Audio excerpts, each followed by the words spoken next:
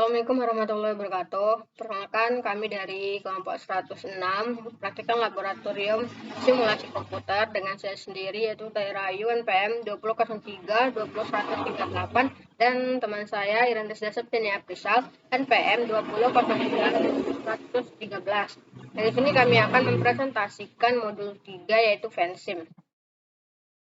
Selanjutnya, untuk sistem dinamis merupakan sebuah metodologi dan teknik pemodelan matematika untuk membingkai, memahami, dan mendiskusikan masalah yang kompleks. Awalnya dikembangkan pada tahun 1950 untuk membantu manajer perusahaan meningkatkan pemahaman mereka tentang proses-proses industri. Sistem dinamis saat ini digunakan di seluruh sektor publik dan swasta untuk perancangan dan analisa kebijakan. Selanjutnya ada pemodelan sistem dinamis.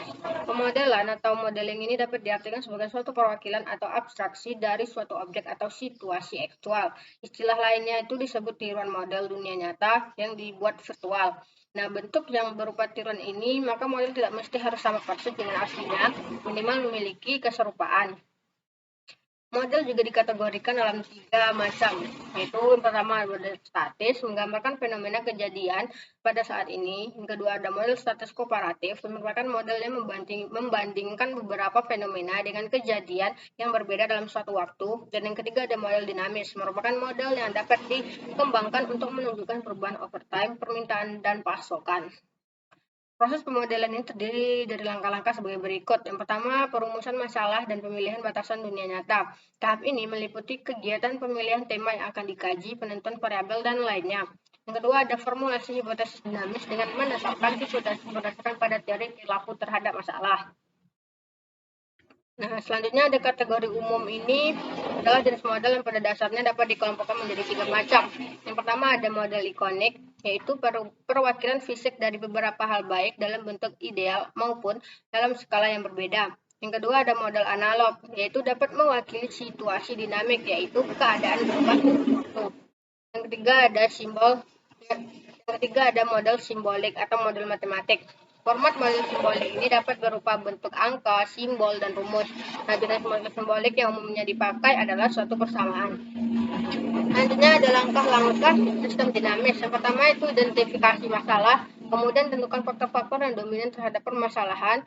Selanjutnya menelusuri terbentuknya loop umpan, balik, dan interaksi antar loop satu dengan lainnya, kemudian melakukan perhitungan simulasi, kemudian menentukan validitas dari model yang dibuat, selanjutnya menerapkan kebijakan tertentu dalam melakukan modifikasi terhadap model, selanjutnya melakukan simulasi berikutnya dengan model yang mengalami perubahan, dan terakhir itu menarik kesimpulan. Nah, terdapat 3 aspek penting dalam melakukan simulasi yang didasari dengan sistem dinamis. Yang pertama yaitu mempelajari sebab akibat. Yang kedua, umpan balik atau feedback. Nah, umpan balik atau feedback ini memiliki sifat yang pertama yaitu reinforcing feedback. Yang kedua, balancing feedback. Yang ketiga ada sistem batasan boundary atau boundary system. Selanjutnya, software FENSIM. Nah, software FENSIM ini merupakan suatu perangkat pemodelan visual yang membolehkan Anda untuk melakukan konseptualisasi, dokumentasi, simulasi, analisis, dan optimasi model sistem dinamis. Berikutnya ada menu dari FENSIM, terdiri dari menu file, menu edit, menu view, menu model, menu option, menu windows, menu help. Selanjutnya ada main toolbar. Main toolbar ini menyediakan tombol-tombol yang umumnya digunakan dalam item menu dan fitur simulasi. Contohnya new model, open model, save, print, cut, copy, windows, dan lain-lain. Selanjutnya ada build windows atau lembar kerja. Lembar kerja ini digunakan untuk membuat model dalam FENSIM PLE. Build windows selalu muncul dengan sketch tools untuk membuat sketch model atau menulis persamaan. Selanjutnya ada status bar, memperlihatkan kondisi sketsa dan objek dalam sketsa. Status bar mengandung tombol-tombol untuk mengubah kondisi objek yang dipilih dan memindahkan tampilan atau view lain dalam berbagai jenis tampilan model. Kemudian ada open window, output windows. Output Windows ini ditampilkan dengan mengklik pada salah satu tombol Analysis Tools atau Tools Analysis. Kemudian ada Analysis Tools, digunakan untuk mendapatkan informasi tentang variabel workbench, baik tempat atau nilainya dalam model atau perilakunya dalam dataset simulasi. Selanjutnya ada control panel. Nah, control panel ini membolehkan Anda untuk mengubah nilai setting awal yang mengatur operasi FENSIM PLE seperti variabel workbench, mana yang dipilih atau data dataset yang dimasukkan. Sekian penjelasan materi dari modul 3, selanjutnya akan dijelaskan oleh teman saya. Nah, selanjutnya saya akan menjelaskan proses pembuatan softwarenya dengan menggunakan software Fansim. Jadi kita buka softwarenya terlebih dahulu, kemudian kita create new model.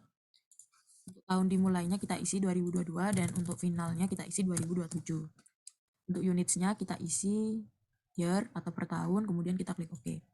Pertama kita akan membuat casual loop diagramnya terlebih dahulu dengan cara kita klik variabel, kita kasih nama hasil produk helm, kemudian produk helm gagal, lalu ada jumlah permintaan, dan juga ada ketersediaan bahan baku helm.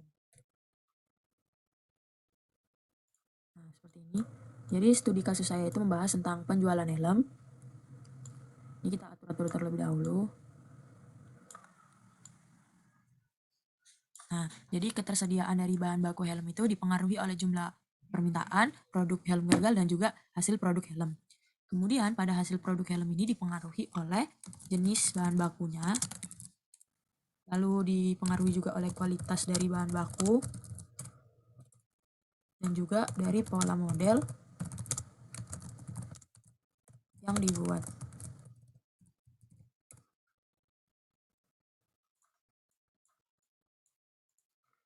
Nah, untuk jumlah permintaan ini dipengaruhi oleh peningkatan permintaan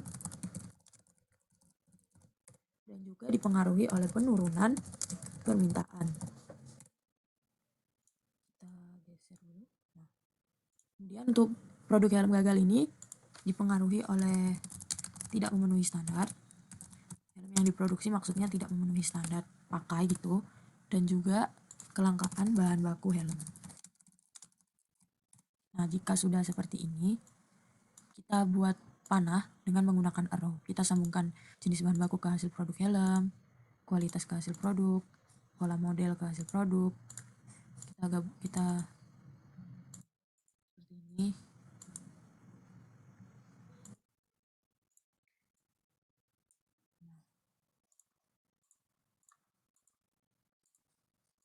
Lalu hasil produk helm ini ke ketersediaan bahan baku, begitu pula produk helm gagal dan juga jumlah permintaan ke sini.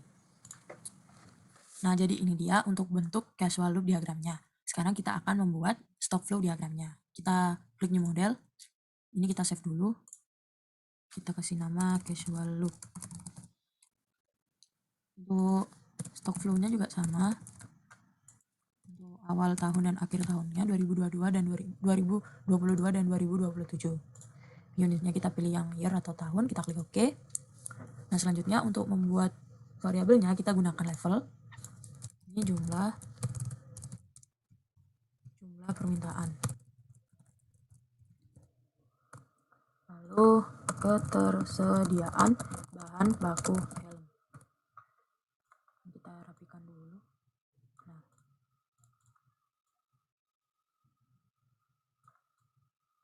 Nah, udah. Selanjutnya untuk membuat seperti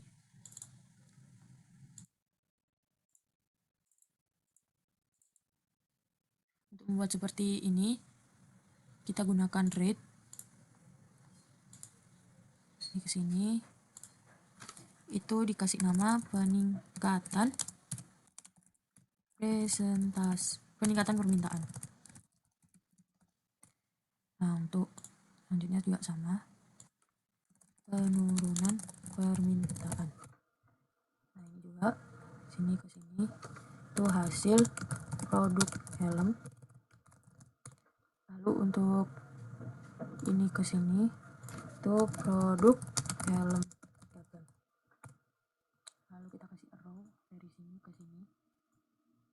Nah, ini itu maksudnya ketersediaan bahan baku helm dipengaruhi oleh jumlah permintaan, hasil produk helm, dan juga produk helm gagal. Untuk jumlah permintaan ini itu dipengaruhi oleh peningkatan permintaan dan juga penurunan dari permintaan. Dan kita buat variabelnya.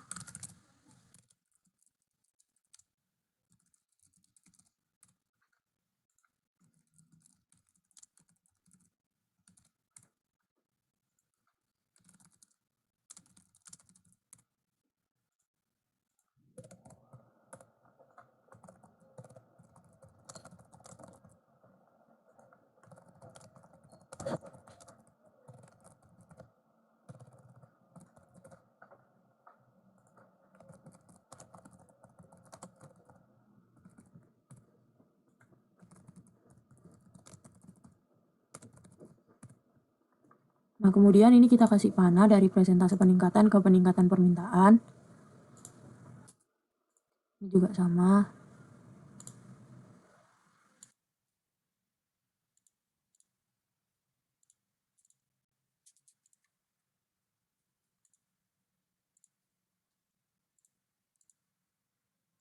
Kita rapihkan dulu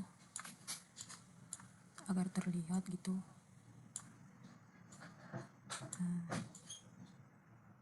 Nah, seperti ini.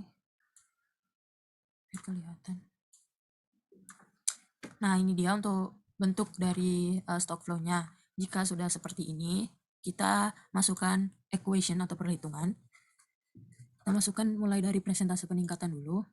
Ini bentuknya, maksudnya unitnya itu persen, equation-nya 0,1. Oke. Untuk presentase penurunan, persen 0,5. Kita klik. Oke. Kemudian untuk peningkatan permintaan ini ton. Ini equation-nya presentase peningkatan dikali 1000. Itu pula dengan penurunan permintaan, presentase penurunan dikali 1000. Ini jangan lupa ton. Kita klik OK. Lalu untuk jumlah permintaannya itu ton juga. Nah, peningkatan permintaan dikurangi permintaan penurunan. Oke. Untuk initialnya 2000.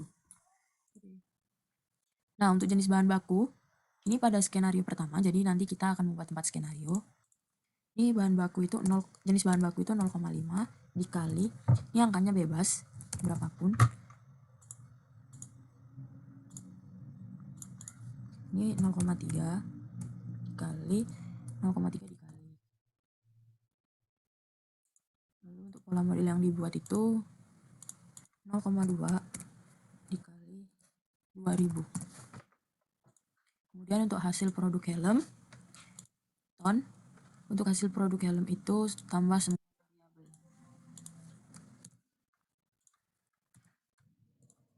Kita klik OK. Tidak memenuhi standar ini ton. Tidak memenuhi standar 0,6 dikali 0,6 dikali 3000. Kelangkaan bahan baku ton 0,4 dikali 2000. Oke. Untuk produk helm gagal ton, ini equation-nya itu tidak memenuhi standar ditambah kelangkaan bahan baku. Oke. Lalu untuk ketersediaan bahan baku helmnya, ini dalam bentuk ton, hasil produk helm dikurangi produk helm gagal dikurangi jumlah permintaan. Kita misalnya 2000, jangan lupa. Kita klik OK. Nah, jika sudah seperti ini itu tandanya semua equation-nya sudah terisi, lalu kita Ctrl A dan kita simulate. Kita klik yes. Kita Ctrl A lagi. Kita Ctrl A, kita lihat grafiknya.